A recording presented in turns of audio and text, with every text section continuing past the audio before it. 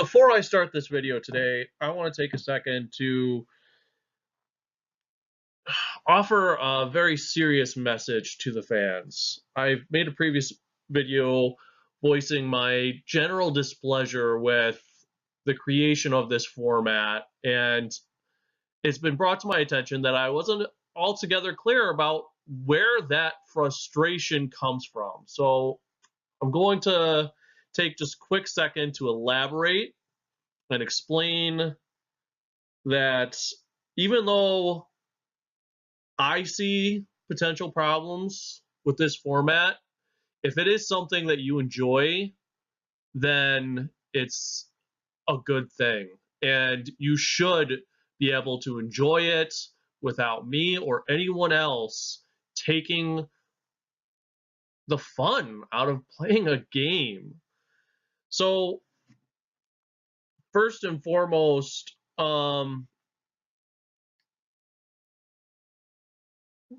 my reservations about this are really based off of two factors. A, I have a very long background, a couple decades of competitive gameplay. I've played in world championship tournaments, I've played in national championships. I am very accustomed to playing very streamlined and powerful decks. I immediately go for what seems to be statistically the best deck in a format. That's just my natural instinct. And I also have a background in game design. I was studying it for one of the companies that I was playing at a very high level. I was looking to join their R&D team, move beyond just playing and get into the actual design. So I started studying, building up credentials for my resume. And one of the things that I learned is that I really believe strongly that a game's health is based off of game balance. It's about how many viable options there are to win in its metagame. Right now, there seems to be some glaring balance issues in this game's meta, and that kind of hits my pet peeve.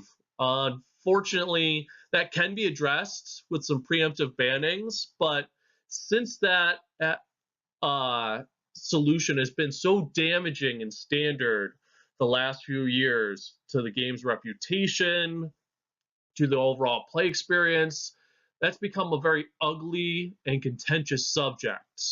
So, unfortunately, I don't think that would do, I think that would do more harm than good. And what we're left with is a long series of blunders, both in game design and the timing of the launch of this format. By what's supposed to be one of the top game design teams in the entire world. Ultimately, this feels like a disingenuous move by Wizards of the Coast. And call me a cynic, by all means. I really am in many aspects of my life. This feels more like a tactic to distract us from the very real problems with standard nowadays, all the while pushing booster packs on us, getting us to continue to buy from them, even though they know full well those booster packs won't include the solutions we need to solve the problems in standard, and that what we've been waiting on literally for years now.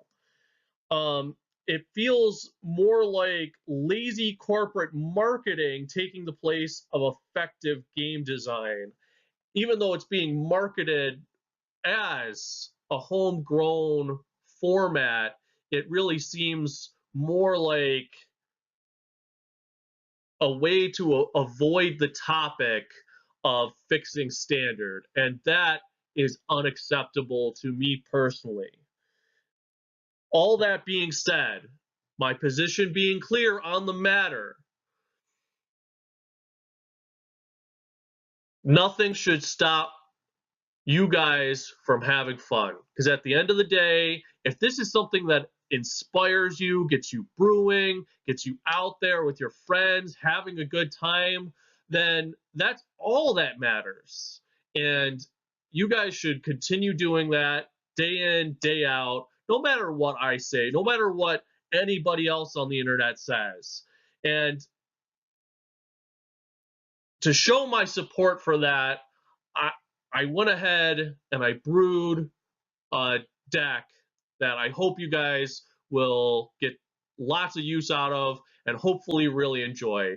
This is Metagame Mastery and the Scarab God Brawl Deck Tech.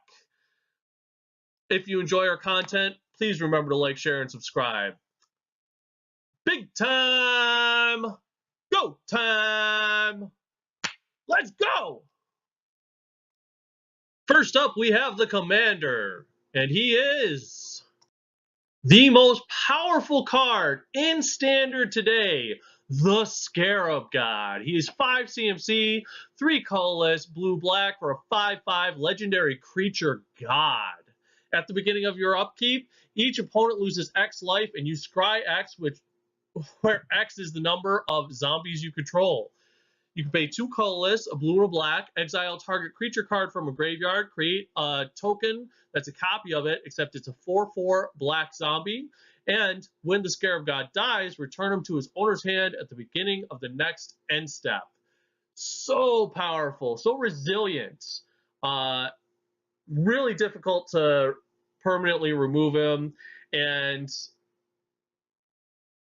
what we're going to use this guy for is primarily he's going to take our early game threats and make them late game powerhouses.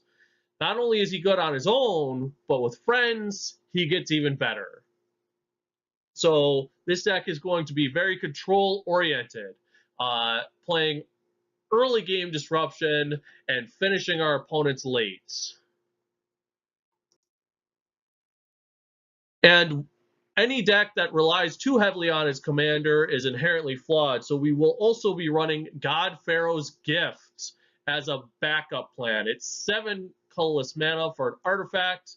At the beginning of your combat, on your turn, you may exile a creature card from your graveyard. If you do, create a token that's a copy of that card, except it's a 4/4 black zombie. It gains haste until end of turn. So we're going to need some creatures, and the goal with these creatures is to get value out of them early and make them really potent threats late. For example, Siren Stormtamer is 1 blue mana for a 1/1 Siren Pirate Wizard with flying. You can pay 1 blue mana, sacrifice Siren Stormtamer, counter target spell or ability that targets a creature you control. It's a way for us to get a counterspell on the board to protect anything we have, and at the same time, we get a 1/1 flyer or a 4/4 flyer later in the game. That's just straight value. Bone Picker is 4 CMC, 3 colorless, and a black for a 3/2 flying Death Touch bird. But most of the time, we're only going to be paying 1 black mana for this absolute bargain, because he costs 3 colorless mana less to cast if a creature died this turn.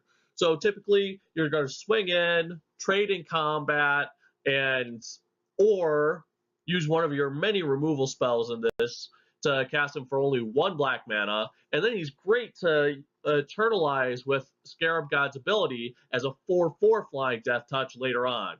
Just straight value. Gifted Aetherborn is also great value. At only 2 black mana, you get a 2/3 Aetherborn Vampire with Death Touch and Lifelink.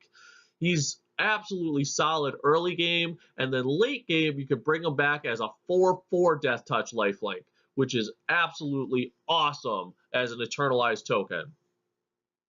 Now, I've heard a lot of debate amongst the community as to whether or not this format is best played as a dual format in Arena or multiplayer format in Paper.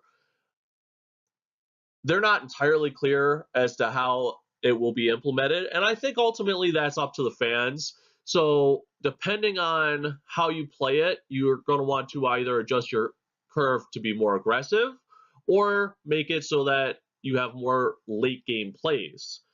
Uh, Perfect example is Warkite Marauder. Absolutely awesome value at 2 CMC, 1 colorless, and a blue for a 2/1 flying. Whenever Warkite Marauder attacks, target creature defending player controls loses all abilities and has base power and toughness of 0/1 until end of turn. Great effect, even better when you eternalize him late. But if you're playing in a multiplayer format, you might want to switch to Nezahal Primal Tide instead.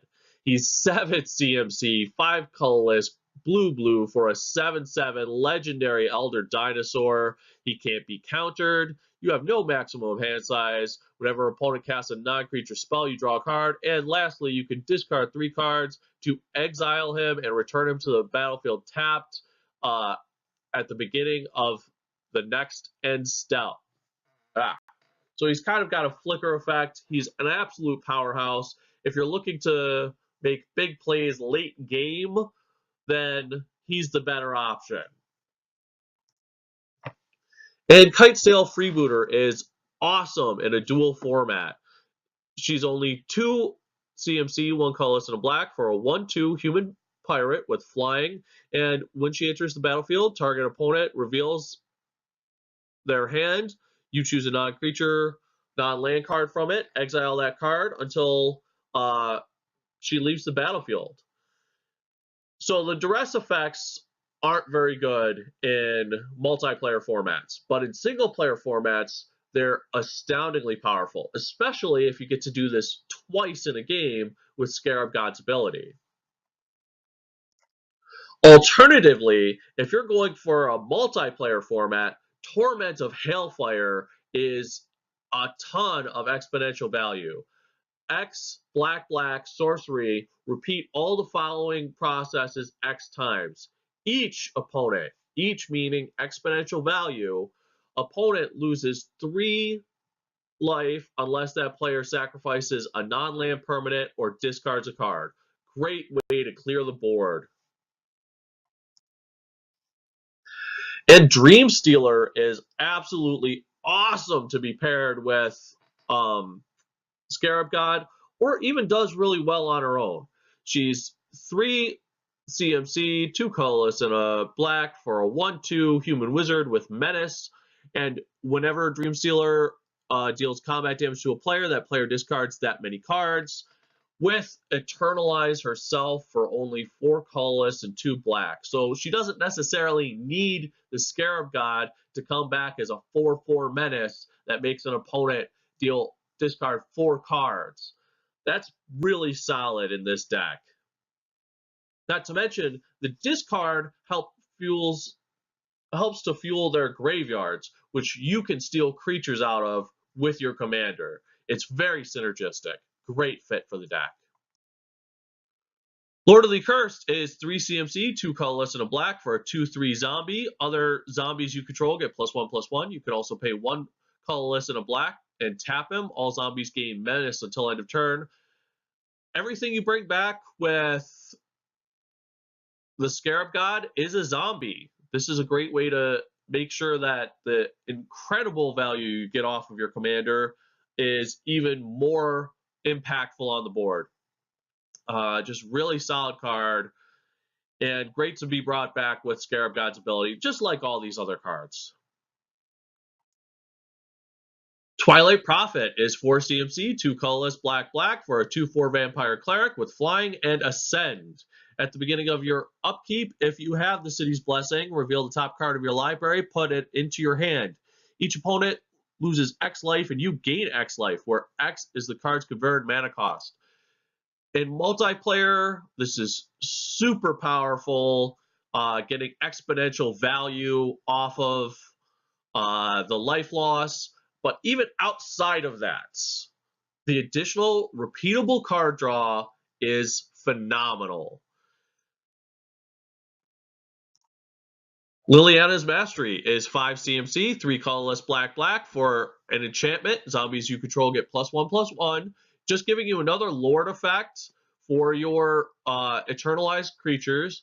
And It also impacts the board when you play it because when it enters the battlefield, you create two black zombie creature tokens, which of course will get +1/+1 from the enchantment. So you're getting 6 power toughness across 2 bodies that will also synergize with Scarab God's first ability. It's just a perfect fit for this deck. Noxious Gear Hulk is 6 CMC, 4 colorless, black for a 5/4 artifact creature construct with menace. When he enters the battlefield, you may destroy another target creature. If a creature is destroyed this way, you gain life equal to its toughness. This guy is absolutely awesome in this deck. Not only do you get the initial upfront value of his enter the battlefield effect, but you can repeat it when you eternalize him later, and you're gaining the additional board position of putting a big body out there to really crank up the offense as well. And the Control Classic Torrential Gear Hulk is 6 CMC, 4 colorless, blue for a 5/6 artifact creature construct with flash. When he enters the battlefield, you may cast target instant card from your graveyard without paying its mana cost. If that card would be put into your graveyard this turn, exile it instead. This guy's spectacular. We're going to run a huge Disruption Suite in this deck, and he is going to synergize with it perfectly. Also, even better when you get to play him twice in a game. Let's talk about our card advantage. Opt is an absolute classic. 1 blue mana for an instant, scry 1, draw a card.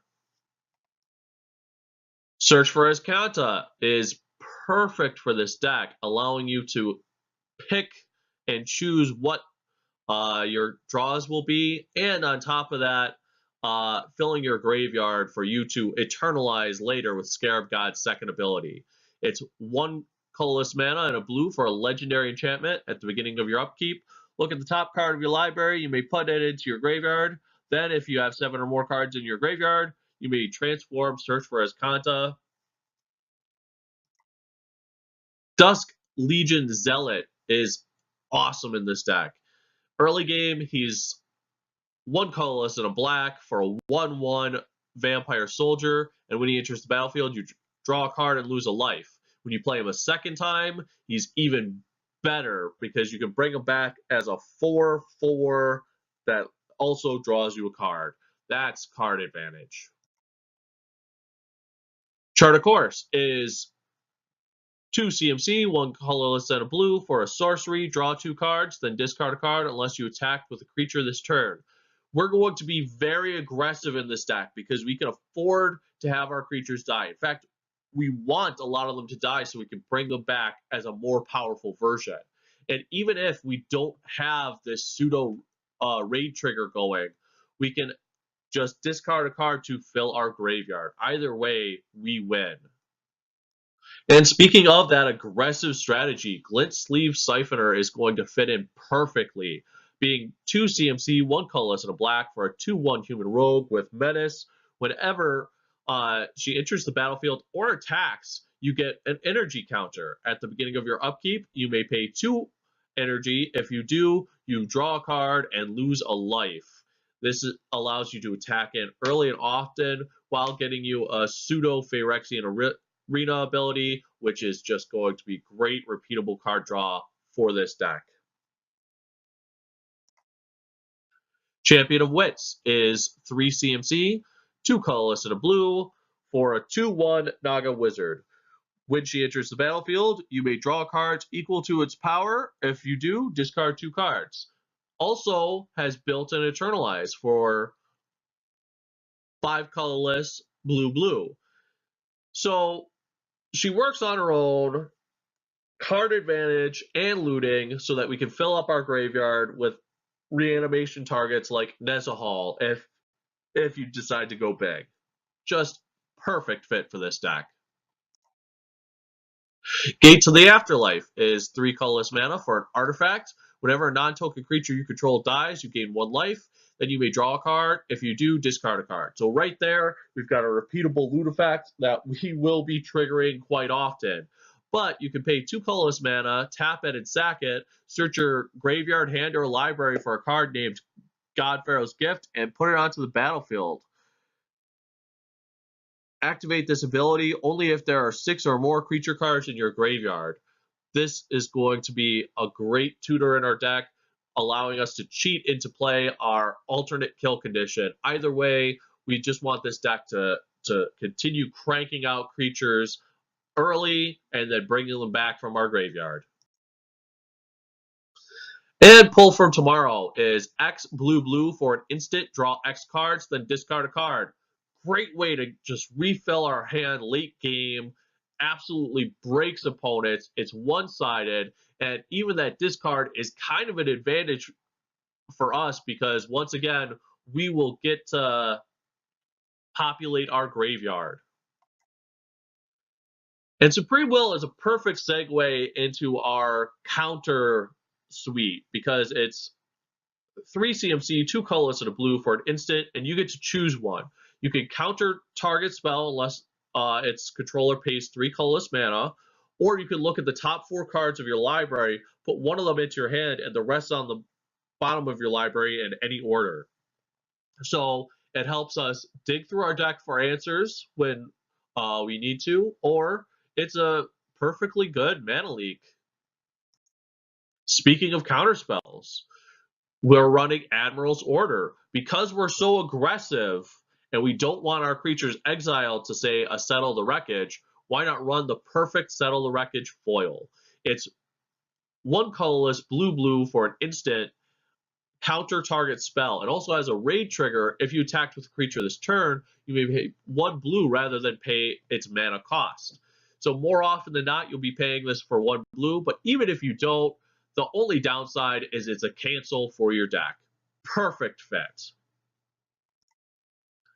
And Censor's absolutely awesome in this deck. It's 1 colorless and a blue for an instant counter target spell unless its controller pays 1 colorless mana. It also has cycling for 1 blue. So if you draw it late game, you just go ahead and pitch it and draw another card.